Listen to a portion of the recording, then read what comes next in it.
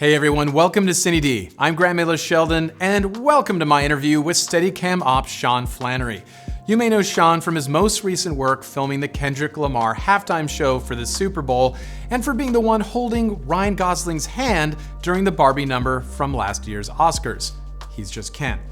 We discuss everything from how Sean broke into the business to his favorite footwear and the pressure of having to nail it in one take in front of 127 million people. Here we go. You're watching CineD, supported by B&H and CVP. Sean, thank you so much for doing this. Welcome to CineD. Thanks for having me. So I have a ton of questions related to your work most recently on the Super Bowl halftime show.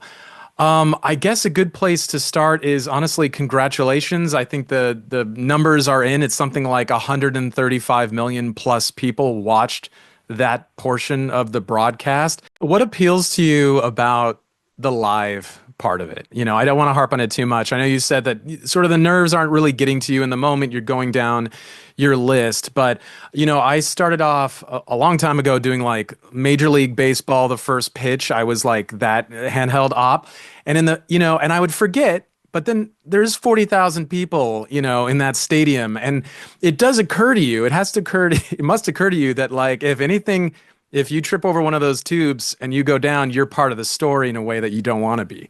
Do you think, I'm not trying to get in your head here, Sean, but does that occur to you?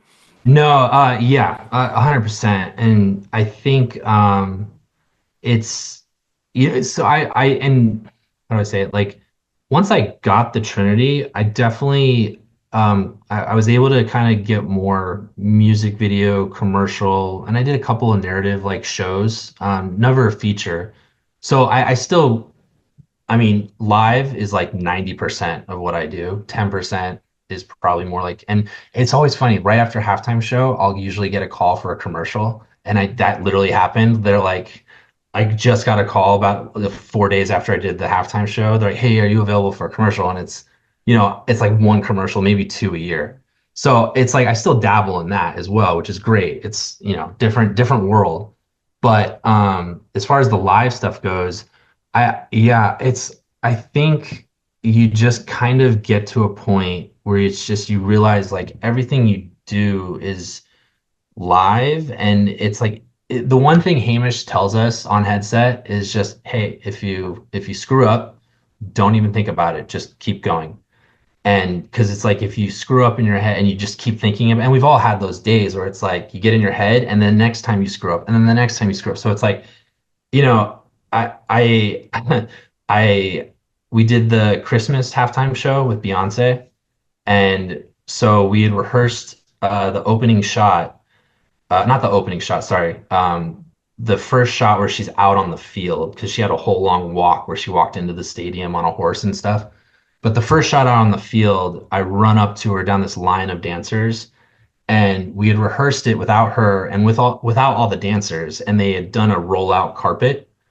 And I had just been sprinting the whole time, and it's fine with her stand-in. And then the first rehearsal we did with her and the dancers, what we didn't take into account was the dancers stood on the edges of the rolled out carpet. So the carpet did one of these things at the edge, and I was full sprint and just clipped it and ate shit right in front of Beyonce. And it was like literally the first go. And then the second pass, I did it again. And I was just like, okay, calm down. Just take a moment. Yeah. And I was like, first of all, it's the carpet. It's not me. Like the carpet just kept clipping my foot. And the dancers were standing on it. So it didn't give. It just like, I just ate it. So got that out of the way. And obviously during the show itself, I'm just like, okay, I'm going to go a little bit slower over that little hump of the carpet. And it's just like you're conditioned to just, it's almost like muscle memory at that point. There was actually, I don't know if you remember in the Kendrick Lamar part, I did have one mess up, which I talked with the DP and the director, and they're like, it actually kind of worked. And I was like, well, yes, but in your head, you're like, I messed that up. But it was in the same part where Kendrick's walking in the circle. And he says, I mean, I don't know if I can say the lyrics, but he's like, sort of. You can say them. Yeah. Oh, we'll bleep it out. Yeah, well, he doesn't, it's not cussing, but it was the moment where he Oh. was like certified pedophile and he goes wop, wop, Mm. wop. And I did it. Every rehearsal, I did this cool dramatic push into him and it looked awesome. And that was one of the DP's like favorite parts, he said. And we, in the show, I did the exact same thing and Kendrick kind of rushed at me. So I just, if you watch it, I overshoot him and he gets like right in the lens. And I was like, oh no. And I like pulled back and I brought him into the frame. But if you watch it, it's like it almost does kind of work because it was just a little chaotic and it's like, whoa, where's Kendrick? And then bam, he's there. But really, it was just me missing the zoom. So, it's like those little things you just keep moving on. Like, you can't fix it and you worry about it after the show. Yeah, there's I'm just constantly impressed by the work that you guys do in these moments. I never look at those, live is going to be inherently slightly more, 1%, 2% more messy than if you have like 9 takes to do a thing, right? And I think audiences get that, and I think that also adds to the excitement of the thing, It's like Kendrick in this case is really feeling it and he's really moving to so how much so so there's it's a little bit training, it's a little bit rehearsing, it's a little bit sort of gut instinct, but you need to be ready in those moments for just doing something on the fly. You're like, well, this is what we're doing now. Yeah, I Being mean, okay with it. absolutely. I think I don't know the full story, but Tori's got a great one where when he did the Beyonce halftime show, I guess someone wasn't, he was trying to repo for a shot and security for whatever reason didn't realize he was, I'm like, he's got a camera strapped to his body. I'm like, he's part of the crew. He was repoing and oh, you know what it is? I think you're not supposed to step on the where the team stands, on the paint for their team. They roped that off, so you're not supposed to step on that. And the security wasn't letting him by, and he was like, "Screw this, I'm just gonna go." And I think he went under the tape to try and sprint, and I guess the guys yanked the rope. It clipped his camera in the middle of the show and just took it right off. So he was out. Like it totally just ripped the camera off his rig. And so they had to like ever since then, Hamish we do a contingency plan where the Steadicam operators that are shooting the game are literally standing on the sidelines ready to hand us their rig if one of us goes down. So because they're like, oh, we can jump in, but we don't know any of the shots. And we're like, well, why don't we just take your rig off of your arm and put it on my arm and we'll just operate different cameras, but at least we can get the shots. So yeah, there's backups to backups, if you will, if when that happens. But yeah, if you're in the middle of a shot and something happens, like with last year with Usher, he was on. I don't know if you saw last year's episode show, but Usher was on roller skates, and we rehearsed the hell out of that. And there was one time in rehearsal that Usher went down, and he got right back up. He was fine, but immediately I was like, "Hey, so." What do you want me to do? Because it was a oneer, and I was supposed to, he comes out and I circle around with Usher and go in between all his dancers. And I was like, what do you want me to do if Usher just drops out of the frame? Do I just continue the shot? Do I wait for him to pop back up? And they're like, let's just continue the shot. And once you see he's up, just kind of find him again. And it's like, okay, cool. So, we think of what could go wrong as best we can, and we try to be prepared for that. But yeah, I mean, you can't prepare for everything. No, no, you can't. But you have help in a moment like this, right? So do you have an AC with you? You have a grip? Yeah, so it's funny because in live, we're on a commercial or a feature, a Steadicam operator has a grip that spots them. We have the same, it's a utility is what we call them. It's literally the same thing. So and then because for Super Bowl halftime show, we do shoot on cinema cameras like we shot Venice 2s. We do have focus pullers. Usually, if you're shooting on like a P50 broadcast camera, we pull the focus. But anytime we have a cinema camera with cinema lenses, we always have a focus puller. So that's the spotter. My utility drawer is always at my back. And that's just like one of those very. We've been working together now like 12 years, and he just knows. He knows which way I turn.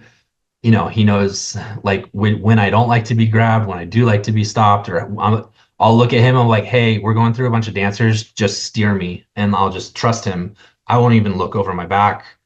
And then the focus pullers, obviously they're always great when we work with them. That those guys are usually staffed by Funicular Goats, they do all the tech management, like they supply the cameras, they do all the paint controls, and the wireless is brought by AVS, who does all like the big broadcast stuff. So it's like a massive transmitter on top of the Venice. But then like it's funny because they're on the field with us, but in our ear, we have the sweetest little lady ever, Haley, who's the AD. She's the associate director. And Hamish is directing, but his job at that point and in the moment is kind of already done because he's orchestrated everything. He's brought everyone together. He kind of stays quiet sometimes. Sometimes he'll be like, yeah, that's great. And you're trying to listen to Haley, and Hamish gets very excited. And sometimes Haley will be like, Hamish, please shut up. Because Haley's counting beats and bars and calling out shot numbers. So we have to hear Haley. So she really, in the moment on the day, steers the ship and lets us know, okay, we're on shot 10, I have shot 13, and I have like 4 bars to get to where I need to be. My shot is 8 bars. So she'll be counting the bars as I'm doing the shot. And I know, like, okay, it's a 360. I have 8 bars to do a 360. And based on how fast she's counting, I'm like, okay, I got to go a little faster. Oh, I can slow this down. And so it's like, there's so much that's, going off of what you were asking earlier, like, do you notice that you're live and how many people are in the stadium or watching at home? Once Haley starts counting and the music starts going, that's all you hear. Like, you zone out, and and it helps. I think it really calms the nerves. It's like Haley's like that, like angel voice in your ear that's just like, I got you, I'll guide you. And you're like, all right, let's go. And so you kind of forget um, everything else that's going on around you. So So you kind of forget in the moment once, Haley's calming voice is coming over a headset. Do you remember the first call you had for the Super Bowl? Would that have been from Tori? Would that have been, do you remember, did you get a little bit like, no, that's a cool call, right? Did you allow yourself a moment of like, yay, you know, yeah, it's funny because it's not a call, it's an email from or email? the line producer, and they're like, "Hey, we have a it's so funny. Like we always joke because like, hey, we have a project that we'd like to put you on hold for. It's they always do it like 3 months ahead of time, and they say the dates, and I'm like, okay, cool, and they're like, oh, it's in this city, it's in LA, and I'm like, okay, cool, and then I'm like, I wonder what that is, and then like you know, a week or two later, I'll be talking with Tori and like, hey, did you get the call for Super Bowl? And I was like, I don't know. I got a call for a random job, and he's like, yeah, it's Super Bowl. I was like, oh, okay. And they still do that. Like, and now it's like it's the same line producer, but they still say like, hey, are you available for a project in 3 months? These are the dates. I'm like, oh, weird, those dates line up with Super Bowl. Like, and I'm like, just say it's the Super Bowl. I get those emails too. I think I'd be more pumped if they just said the name of the project. But yeah, the way the initial approach is like, we're all kind of like a video department or something. And it's like, are you available for just this random thing, this little side gig we have going? Yeah. My favorite is now that I get it, and my wife likes to try and figure it out too. For the Taylor Swift movie, the Eras Tour, I think I got a call 2 or 3 months beforehand, and I was like, "Hey, are you available for a job at SoFi on these dates?" And you have to sign an NDA before I can say anything. I was like, sure, yeah." And I literally just go online, look up SoFi on those dates, and it's like, "Oh, Taylor Swift concert." I'm like, gee, I wonder what we're shooting at SoFi on that date. I'm like, just say it. I'm not going to tell anyone because that's the funny thing with the Taylor Swift. They didn't tell us it was for a movie, so that's the secret. Like we know we're shooting the concert, but we never knew that they were going to release it into the theaters. So, it's Got like it. Wow. that's the secret. It's not that secret is like we're shooting Taylor Swift, but as I learned, like her fans, as soon as they saw cameras on stage, they just start, oh, they're shooting a movie or oh, they're doing a documentary, and they just kind of all start assuming, and that's how the cat kind of gets out of the bag. But yeah, so yeah, that's usually with the Super Bowl at least. That was the first point of contact was just, hey, are you available for this random job in February, like 3 months from now? And I'm like, yeah, sure. That's all I knew. I gotta say, shout out to my wife Rin as well. She's great with pop culture stuff too. So I'll be somewhere standing next to someone, and I'll be like, "This person's vaguely familiar. Gotta help me out." Yeah. Anyway, My wife fills me in on a lot of that stuff. So yeah, I didn't even have a TikTok, and she's like, Sean, you're on TikTok. I'm like, cool. Like, I don't, you know, yeah. There's some part of maybe when you're leading Kendrick Lamar, there's a moment that's going viral, a particular like walk that he was doing that someone told me. there was two. There's the one where he's Okay. like in the circle where we were circling around with him, and that's like his big song. That's like the Drake diss track that I guess him and Drake are in a little legal battle over.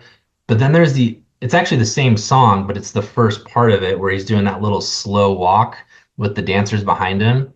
I've seen a lot of memes that I think are hysterical of it, but my favorite though is that, and it was such a good point about when you were saying going up and down the field.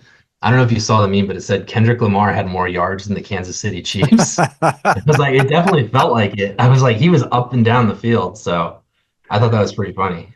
Yeah, that's a good one. You guys were moving. All right. So you're done, you finished your last shot and then you guys all sprint out of there and then it's like the grounds crew basically that help get all that out of there and then you're just pumped and you're done. Do you get to watch the game? Do you just break down the Venice too? Or That's funny because my utility and I don't know if I should say this out loud, but I mean, I'm focused on the show, but really, like, I'd say the last night of rehearsal, we're planning our exit strategy to get out of there as fast as possible because you don't want to get stuck behind the stage stuff because then you're just slow getting out. And the last three Super Bowls, first one was in LA, second one was Arizona, and the last year's was in Vegas. So we were like, let's drive home like ASAP. So we like literally, I remember SoFi. I had I had my last shot and it was a super easy shot, so I didn't need my utility to spot me. So I was like, "Hey, when I'm doing this shot, you go get the elevator." And so I did my shot. That was the last shot, and they're scripted. They don't come back to it. Like if something went wrong, they might be like, "Hey, can you go get this shot?" But like it was, at the end, everything's pretty good. And it's like I know I don't have any more shots. So it's like I start kind of making my way toward the tunnel. And then it's like, okay, we're off air. That's a wrap. And literally, I was in the tunnel with my Trinity on the super post, and Drury, my utility, had the freight elevator already opened. I just walked straight off the field onto the elevator up, and then we rolled out the front before the teams even came back out on the field. And I think we were broken down and in our car before the end of the third quarter. So it was like, let's just go. So everyone's like, did you watch the game? I'm like, first of all, I don't know if you've been to SoFi. You do not want to get stuck in traffic at SoFi. Like you said, you haven't been there? no, honestly, that's every single stadium though. Like I remember Major League Baseball stuff. Same way I would know the exact tunnels to get to where my specific parking was. Yeah, because it can be plus 3 hours to your day. So I can relate, and you kind of did your job. You did it. Exactly. Like New Orleans, yeah, I could have went back in and watched the game, but first of all, it wasn't even a good game. And second of all, yeah, we were just like I think my flight was at 7 a.m. the next day. And then I was driving up to San Francisco to go do the NBA All-Star stuff the same day. So I was just like, I need to go back to the hotel, get some rest. So same thing. We pretty much planned our exit strategy. As soon as my last shot was done, I told him, I was like, leave me, go grab my cart. I'll meet you outside. Let's just get out of the stadium. So I was like dripping sweat and I like carried the rig out of the stadium and then put it down on the cart. And then we rolled back to the compound and we broke down and we were back at I think we caught the last like 5 minutes of the fourth quarter back at the hotel. So, and it didn't help either that Trump was at the game. So it was just like there was so much security and barricades. It was ridiculous. Like it's already Super Bowl is already on tight lockdown. Like they take over the city. And then when the president comes, it's like, oh, okay. And now there's even more security and more checkpoints. And so yeah, yeah, that's our exit strategy. By the time this comes out, Sean will be edited and you'll have the Oscars done. So without asking you to sort of see into the future here, what are some of the things you're thinking about for that show? Because have you done that one before? You did. Yeah, so last year was my first one. Did you Okay, watch so it last year? I did. So this is part two for you. So yeah, do you remember The Hand with Ryan Gosling? Yeah, you That lead. Yeah, so that was actually really fun. Ryan was really cool, and I obviously can't say what I know No, about no, it. no, no, that's fine. Knowing I'm a huge fan of a certain franchise, and I saw what something that they're doing, I was like, oh, this is gonna be awesome. Like, I hope I get to have shots for this because I'm like going back to my childhood. I was like, yes. So yeah, that's all I nothing major like last year that I know of yet. Well, it's okay. You don't have to reveal anything here. So, but in terms of like, are you, working with a Tory like you did in the, so yeah, yeah, yeah. Okay. So you're already, is it a similar thing where it's like, I'll take this shot. Maybe this is more of a Trinity thing. Maybe this is more of a, OG Steadicam thing. Same work method, same deal. Yeah, and actually, because it's always and with those types of shows, it's really about location where we are because it's an award show. So it's first the presenter comes out, then the person comes up, and then they walk off stage. So it's like, okay, which side is the presenter coming out? Who's over there? And then who's gonna get it if the winner's on this side of the audience or that side of the audience? And then they come up, and then they have to cross stage, and but then they have to exit that side of the stage to after they accept the award. So who's walking them off? So it becomes more of a who's available and in the right spot at the right time. So last year we did the musical performance for their song for Killers of the Flower Moon, and it was awesome. It was really cool. It was all I think it was the actual Osage tribe that had either they had all been in the movie I think as extras, but they were true Osage, and they were in a circle doing a there's a certain name for it. It's a drum beat. It's like a Native American drum, which I didn't know this, but I learned it last year. Is they're never the same. So it's like we rehearse it, but it's like it's all like kind of to the feel of it. So it was almost it's always slightly different. But anyway, the first shot they want it to be in the circle and pulling out. And so they originally had Tori doing it, but they're all sitting down, and Hamish, the director, wanted us to get low and kind of looking up at the chief who's on the drum, and then pull out. So I was sitting in the wings. I'm like, wait for it, and then he's like Trinity, and I was like, okay, here we go. And so we went in, and we were able to get nice and low, and kind of just pull back out of the circle and reveal the whole tribe doing their thing. So that's like a perfect example where it's Tori, which one is the right tool to get the shot that we want to get? Sean, have you ever had any sort of mid-show pivots where you're like, I don't know, stage left and something's happening, I don't know, backstage, stage, yeah, yeah, and you've been able to react to that stuff in the moment someone sees something? I bet it's pretty rare because these things are fairly planned out, but Yeah, but usually if it's something like that, it's because I messed up or like I wasn't in the right spot at the right time. At the Kennedy Center Honors, I think it was 2 years ago, I think I was supposed to carry out someone to present. I think it was when George Clooney was he had gotten the honor. I mean, they do like four or five recipients at the Kennedy Center Honors. And it was the year that George Clooney was there. And I think I was supposed to carry someone out. And I was on the opposite side in the audience. And I heard the AD, it was not Haley. I think it was Carrie Havel, who did Grease Live. If you ever want to hear how it sounds in our headset, just Google Carrie Havel, Grease Live. It's the coolest video ever. But if you like hearing counting in very different ways, but she was like, and Sean, you have so and so's walkout from stage left, and I was like, oh crap, I'm on the wrong side. And the Kennedy Center Honors at the Lincoln Center. In Lincoln Center? No, yeah, Kennedy Center. Kennedy Sorry. Center, yeah.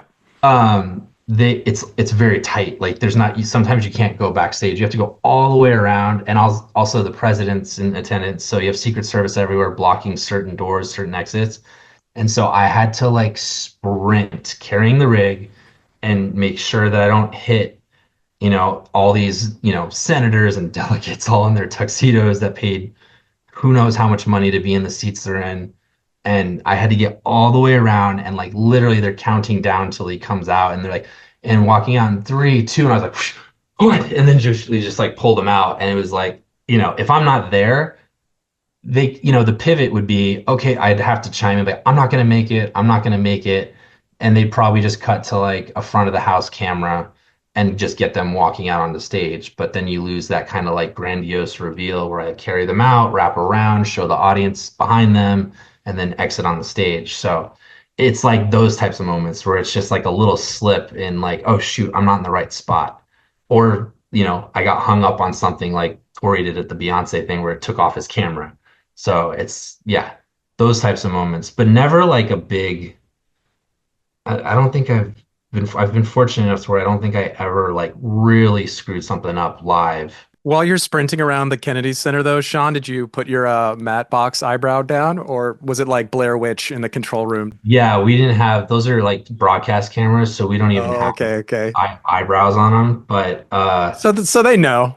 sometimes the director will be like, "Are you gonna make it?" And I'm like, "Yeah, I'm going." And it's like I'm like, out of breath. So yeah, it's never been a catastrophe. Thank goodness. Like had I fallen in the show when we did the Beyonce halftime show, that would have sucked. Because it was like I was on a super post, so like it just went hard into the ground, and it was like the shot running right up to Beyonce, so like everyone would have saw that. But so luckily that didn't happen. I did go down though. I did go down on Dancing with the Stars. I got lucky on that though. I fell. I was doing a 360 and I was behind. I don't know if you've ever seen their stage, but they have a huge dance floor and there's stairs at the back that go up to another stage. And I was doing a 360, and as I went around the upstage portion by the stairs, um, the dancers went further upstage, which in turn pushed me further upstage, and I tripped on the stairs. And as I was falling, my tally light went off. And the next shot that they took, you saw my antenna just dip down in the frame. So I like totally fell on my ass, but they cut off of me like right as I fell. So it was like otherwise you would have just seen the camera go like straight down. Oh my God. Live stuff, Sean. Seriously, hats off to you. Well, the best part was I don't know if you remember Tom Bergeron was the host, the guy that Yeah. used to do I think America's Funniest Videos, and like I landed right next to him because he was sitting at a table, and I looked over and he was just like like just gave me this look like dude. So yeah, it was like I was like my bad, but yeah, that's Oh, maybe the worst it's been. all right. I gotta let you go here, Sean. We're about at time, but thank you so much. You crushed it at the Super Bowl. Final question to leave you with. So, what brand of shoes are you using or operating? Can you recommend a particular brand of shoes? Yeah, also a tip from Tori, because he was the first one that I saw wearing, but Hoka. If yeah, like I like my Hoka. But the only thing with the Hokas, have you ever looked on their website? They're kind of like triathlon kind of things, right? Yeah, but they have like if they have it delegated into categories, so there's like trainer, there's long distance sprint, and there's so many different ones, and I'm like, and I to the point where I'm too lazy to look at what my last pair was. So I feel like I get a different type of Hoka every single time I get a pair of Hokas. So I love them, but like it's just there's so many options of Hokas and colors, but obviously we try to stick to black. So, but yeah, Hokas for at least the last like 5 years. Amazing. All right. Well, if you take one thing away from this video, watchers out there, Hoka sneakers. That's what'll get it done. This video brought to you by Hoka. Sean, thank you so much. Good luck at the Oscars. I know you're going to kill it. Thank you very much. Appreciate it. Thanks for watching. If you liked this interview and want to see more of these on CineD's channels, then don't forget to hit like and subscribe for more.